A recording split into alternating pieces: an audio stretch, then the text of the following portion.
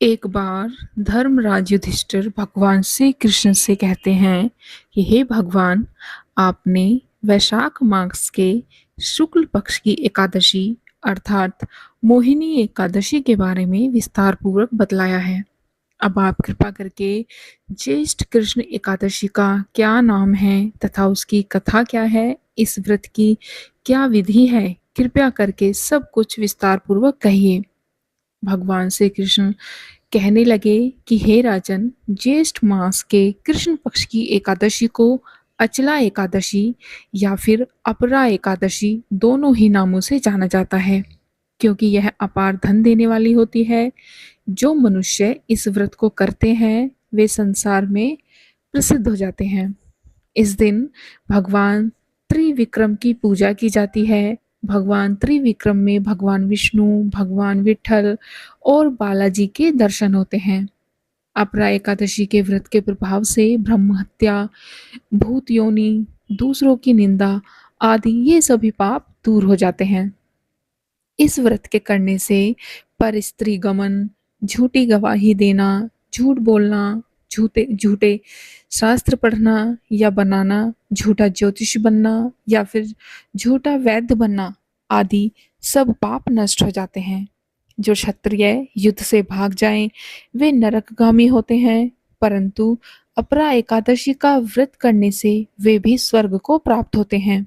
जो शिष्य गुरु से शिक्षा ग्रहण करते हैं फिर उनकी निंदा करते हैं वे अवश्य नरक में पड़ते हैं, मगर अपरा एकादशी का व्रत करने से वो भी इस पाप से मुक्त हो जाते हैं। जो फल तीनों पुष्कर में कार्तिक पूर्णिमा को स्नान करने से या गंगा तट पर पितरों को पिंडदान करने से प्राप्त होता है, वही अपरा एकादशी का व्रत करने से प्राप्त होता है।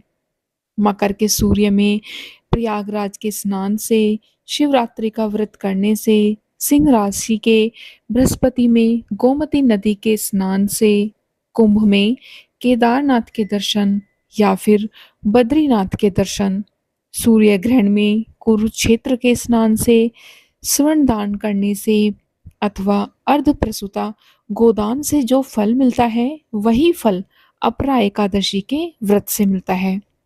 यह व्रत पाप रूपी वृक्ष को काटने के लिए कुल्हाड़ी है। पाप रूपी ईंधन को जलाने के लिए अग्नि, पाप रूपी अंधकार को मिटाने के लिए सूर्य के समान, मृगों को मारने के लिए सिंह के समान है।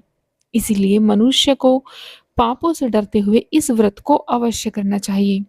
अपरा एकादशी का व्रत तथा भगवान का पूजन करने से मनुष्य सब पापों से छूटकर विष्णु लोक को जाता है। अब सुनते हैं अपरा एकादशी की व्रत कथा। इस कथा के अनुसार प्राचीन काल में महिध्वज नामक एक धर्मात्मा राजा था। उसका छोटा भाई वज्रध्वज बड़ा ही क्रूर, अधर्मी तथा अन्यायी था। वह अपने बड़े भाई से द्वेष रखता था। उस पापी ने एक दिन रात्रि में अपने बड़े भाई की हत्या करके उसकी देह को एक जंगली पीपल के नीचे गाड़ दिया। इस अकाल मृत्यु से राजा प्रेत आत्मा के रूप में उसी पीपल पर रहने लगा और अनेक प्रकार के उत्पात करने लगा। एक दिन अचानक धौम्य नामक ऋषि उधर से गुजरे। उन्होंने प्रेत को ज्ञान चक्षु से देखा और तपोबल से उसके अतीत को जान लिया।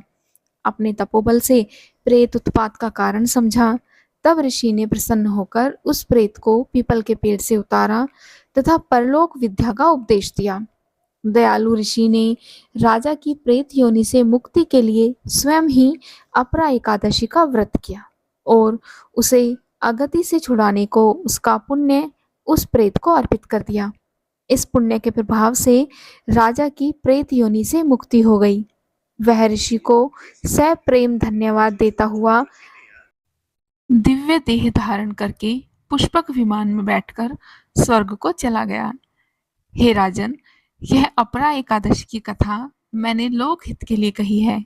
इसे पढ़ने अथवा सुनने से मनुष्य के सब पाप छूट जाते हैं और अंत में मनुष्य वैकुंठ लोक को चला जाता है।